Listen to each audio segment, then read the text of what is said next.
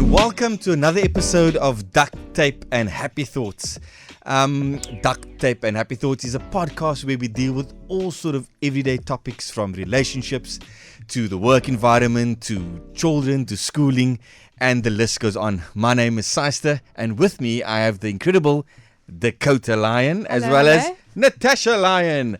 Thank you, ladies. Thank you for joining episode 4 of the podcast. I know, right? Yeah. Quick, how time flies. It's crazy that we're already on episode 4. It's on amazing. episode 4.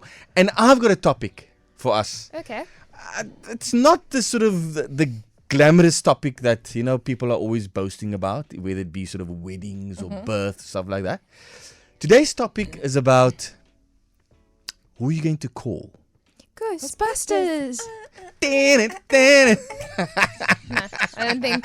No, who are you going to call in that time of need when you are faced with a death or an injury in the family? Okay. I think people sort of always have the plans in place for everything else in their life, but not this part. Well prepared, having the numbers on their phone on what to do when they experience a death in the family.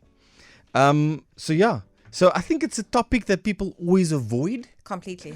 It's always uncomfortable as that Very. thing going, What do we say? they want to sort of hover on it, and sort of just avoid it.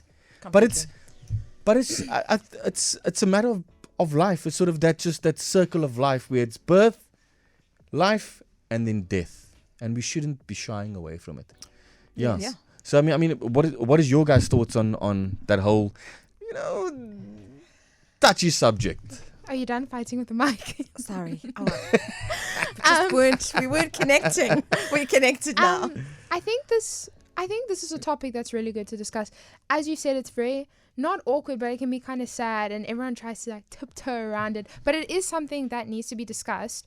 And I think you and Dad were very good at teaching me at a very young age what the plan was and what to do. But unfortunately, when I was 6 and younger, Dad passed away. But still, you were very good at being prepared and knowing what to do and teaching me what to do if, God forbid, anything ever had to happen to you. And I think it is important, especially with young people, to have those conversations and be like, listen, I know it's sad, but this is what would need to go down if something ever did happen. And I think you were very good at teaching me that, which I'm very grateful. Thank you, Suda. Thanks. Yeah, I think there's conversations that we as a family, we steer away from. And I think at that point when Dakota was born, we'd already experienced some loss in our family. And because I'd gone down that road before, family-wise, I felt it was very important to discuss it, obviously, with Glenn. And we honestly just had good conversations about like, if anything happens, how do we want our kids raised and what he doesn't want me to do and how he's going to come and haunt me and I move on. Those kind of things. But also, something that we really spoke about that a lot of people don't realize is important. And I think it's so important with blended families because obviously when there's a death, in an existing marriage and the partner moves on onto another marriage, there's a blended family. Yeah. Okay. Yeah. And the child from the original family tends to end up feeling a little bit lost of origin, lost of heritage. And it's human nature. You feel uncomfortable to talk about it. You want to make sure that your partner's comfortable, isn't uncomfortable. So these were the things that we really spoke about it. So we agreed about how we wanted Dakota raised, and that we would actually, if one of us passed away, we would make sure that they knew who the father or the mother is, their heritage, what their likes were, what their dislikes were, so they never forgot. So and I did this from a very young age with Dakota, and we also discussed how we want things done with our will, which is very important. People forget, because if those things aren't put into place, there can be a lot of fighting, there can be a lot of heartache, there can a lot of disillusionment. And when somebody passes away, you want to know sort of where you stood with them, what they would have wanted, that what you're doing is what they would have wanted. Yes, because I think on that point, I mean, the most important thing is to have those discussions while the people are still alive. You know, because Yes. once the person is gone, you're just assuming that dad or mom wanted this to be done. You know, it hasn't been said, it hasn't been put down, and things also. I mean, we as a world, I would say, in the past few years, has experienced death in a large scale, i.e., COVID, etc., etc. So everybody had lost someone, whether it be close to them or distant. And it's So become more real. and it's become Real. more real, Yes. real thing, and a real a topic that needs to be discussed.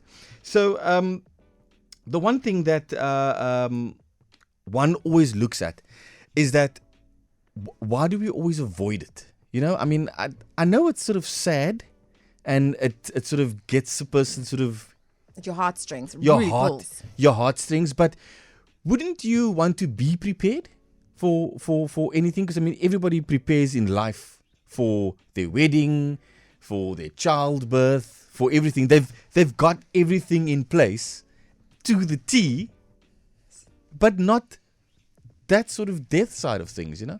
Absolutely. I just wanted to say something there because I was very blessed in that my late husband and I had this incredible broker.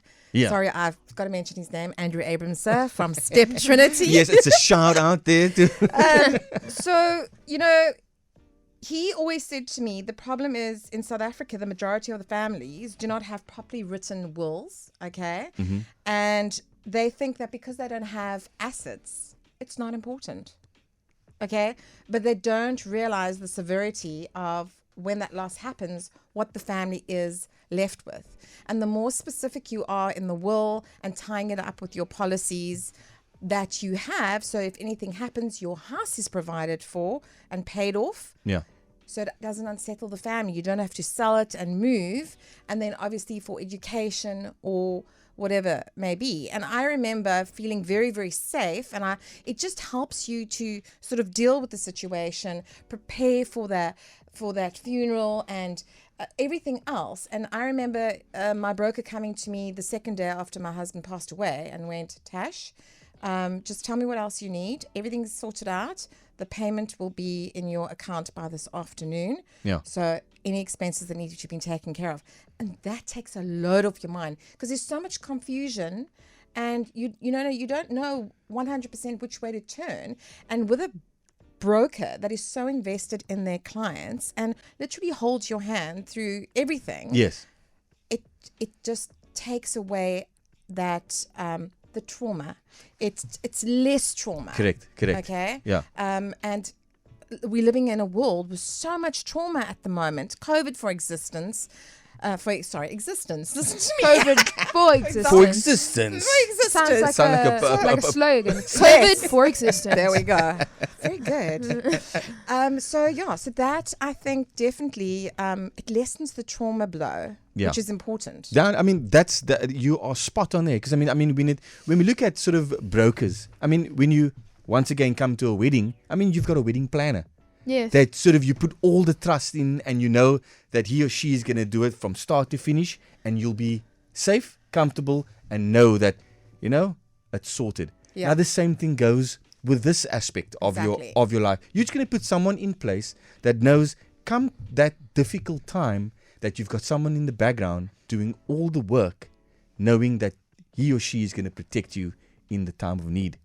Now, your earlier statement said, I mean, you know, everyone should have policies in place. It doesn't matter how small, when you got one car, it doesn't matter. It doesn't mean that you need to be a multi-millionaire to have all these things in place. Or I don't have 10 cars or 10 houses or 10 wives.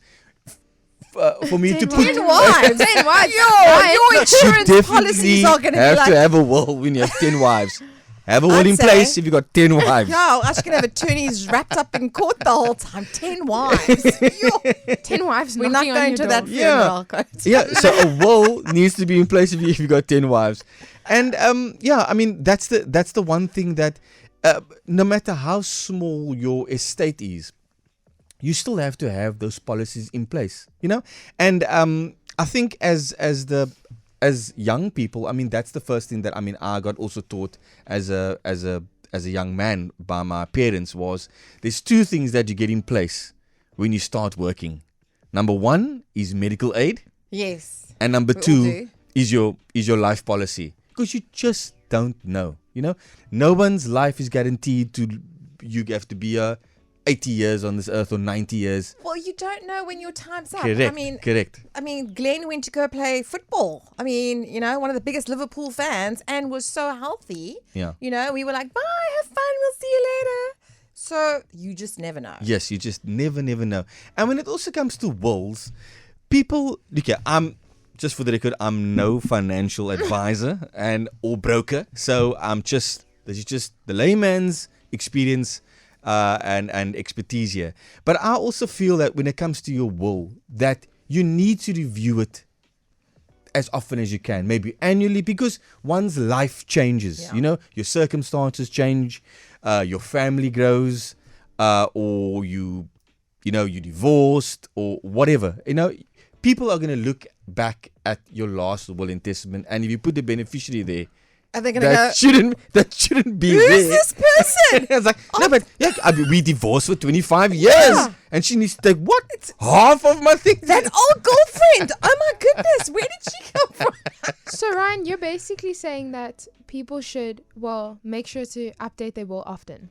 Yes, because you just don't know where your life's going and what changes, Yes. big or small, in your life.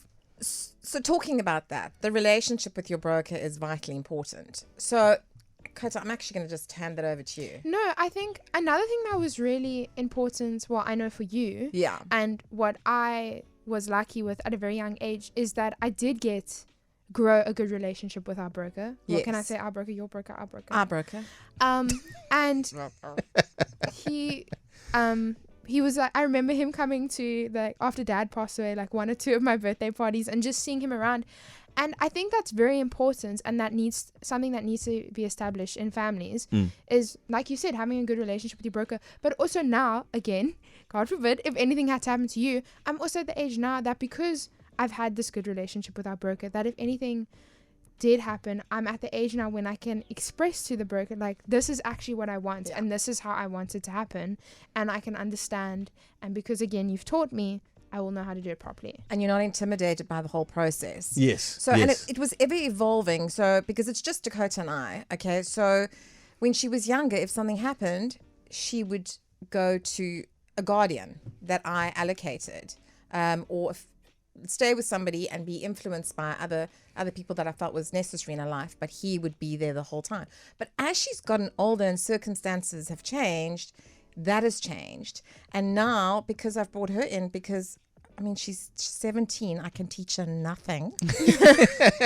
She's done. She's done yeah. learning. Yeah. She knows everything. Finish. No, I'm joking. So the thing is, if something had to happen to me now, then she would also want to be involved in some of those life choices. Yeah. Which is what the broker understands, because he's been in our life. He knows our history. It's like a doctor knowing your medical history. So yeah. Exactly. And one thing we also mustn't forget is that, you have that dishonest people that Yes. take advantage of people Yes. Completely. Unfortunately. when they're in a period of distress, or, and they just take advantage. They run with it. They run with their money, empty promises, and everything that goes with that. So the more knowledge you know as a young person, or you're being taught over the years, the more you'll be equipped with that knowledge to spot a scamster from afar. Completely.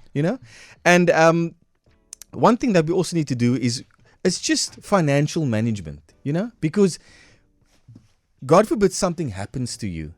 If you don't have these things in place, while you're still alive, you can make a plan for your family. You can take on another job, 2-3 jobs, and put your children through college or whatever. So, but this is just planning for their future if you're not there.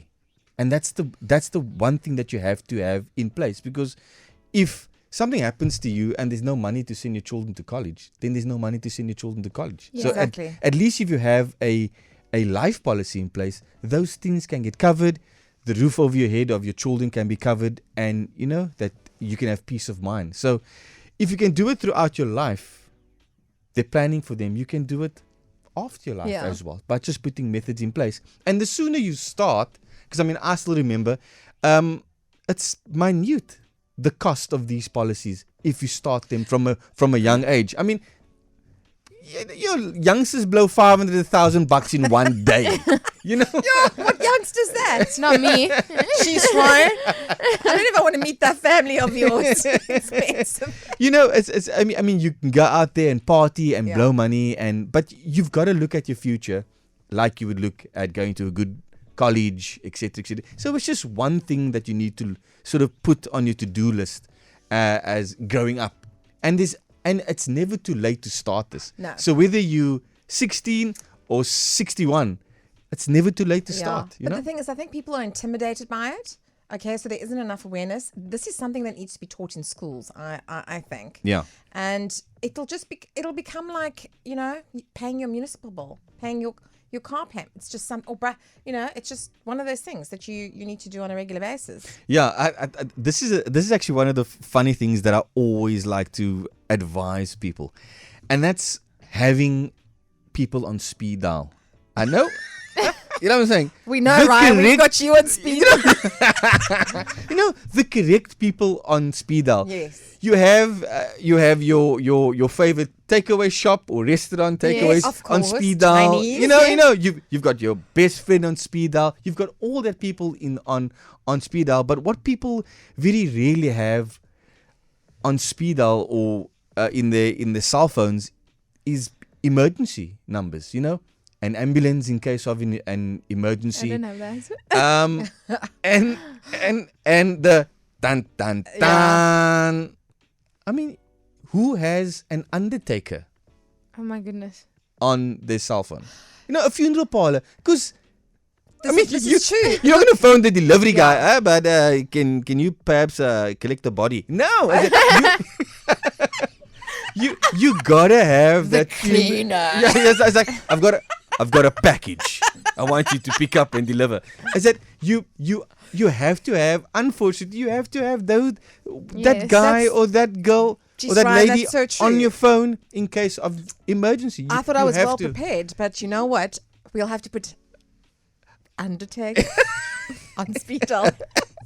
My goodness. Yeah, I Sorry, know. I'm just making It's light. a very uncomfortable thing to talk about, but Yeah. again, it is something that needs to be spoken about. Correct. And yeah, I mean, and I know it sounds all morbid, Yeah. and like, oh my goodness, you know what I'm saying? Okay, it's fine for you to dial the funeral parlor, but when you see the funeral parlor phoning you, then it's a problem. It's like, sorry, pocket dialed you. But you see, this is uncomfortable. That people Yeah. don't talk about it, Yeah. but it's something you need to know because it does make the whole experience a little bit less traumatic. Because when you know, then Yeah. you know you in your mind you're going, okay, we got this. Yeah, we You did know. speak about this. Yeah, so- because I think I think since COVID and over the years, I mean, I personally lost family members Yes. along the way, and it's very. I mean, people get into a massive tiz. Some people freeze up. They can't do anything because they're so traumatized, and that's a time where you need to have that one person that will take charge Yes. of something, be the ringmaster, and bring everything together. Because, as they say, the show must go on. That person needs to be laid to rest, Yeah. and it's not going to wait. So you got to have things sorted out. Either put a file on a certain place with all that information, Which all we that have, contact that's what we've details, got. which you Yeah. have, and all the viewers out there or listeners also just create that file. Who goes where? Who do you call? Not Ghostbusters. I was going to say. It's inevitable. It's like, who are you going to call?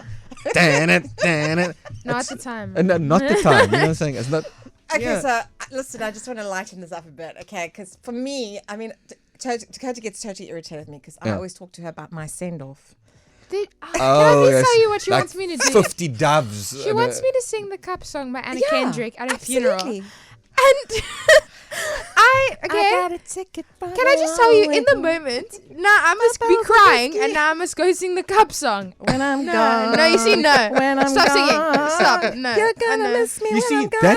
that's why it's so important to have these discussions while the person's still alive, because it might sound insane to you, but No, it's for it's me, your yeah. your wish. Do you know it's what? your wish. I I love my life. Yeah. I love the life that I've had, and I want everybody to celebrate it with me. Yes, I know there won't be a dry eye.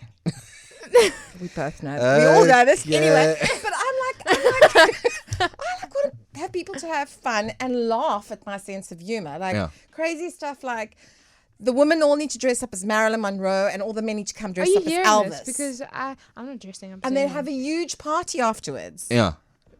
Why not? I mean, that's a way to go out. You know what I'm saying? It's like massive party.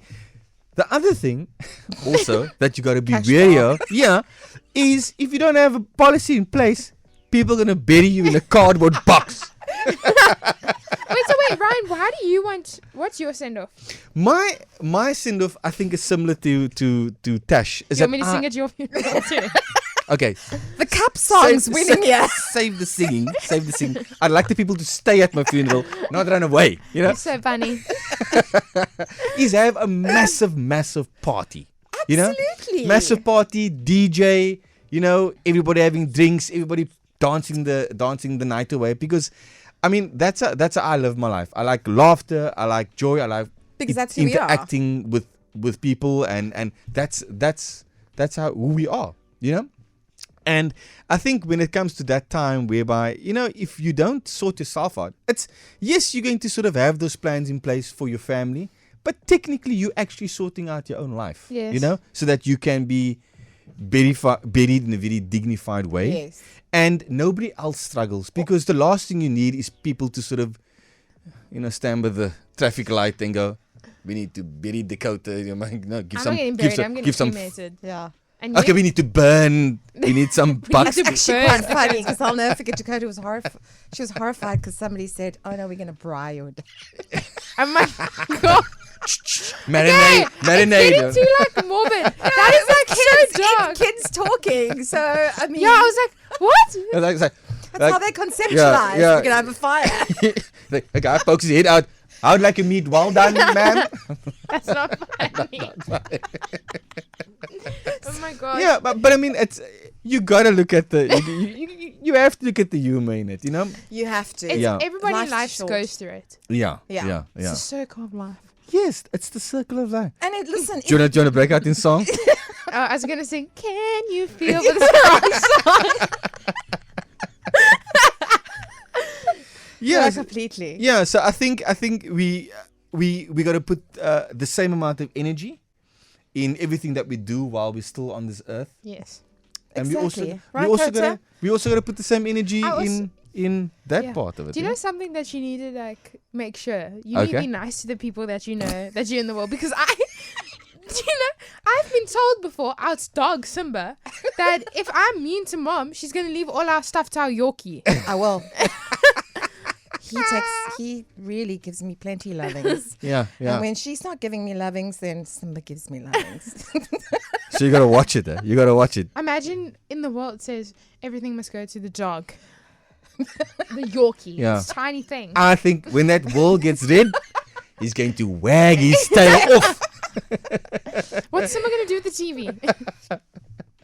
Don't know. But you know what? Seriously, guys, the other thing is, you know, when there's proper planning, it just makes things easier. And also, I think also something to also think about is after the funeral, people, they forget. They go home and it's the family that's affected. They feel it more afterwards. Yes. And that's why the planning actually is so important. Yeah. And you don't, very, very important, you don't want that financial burden to be on the people that you leave behind, you know, and then they for the next 5 years struggle because they wanted to give you a decent send-off, but they're struggling financially. So I think it's gotta, you know, plan it well, plan your life, plan everything to the T. It's like planning a wedding. Correct.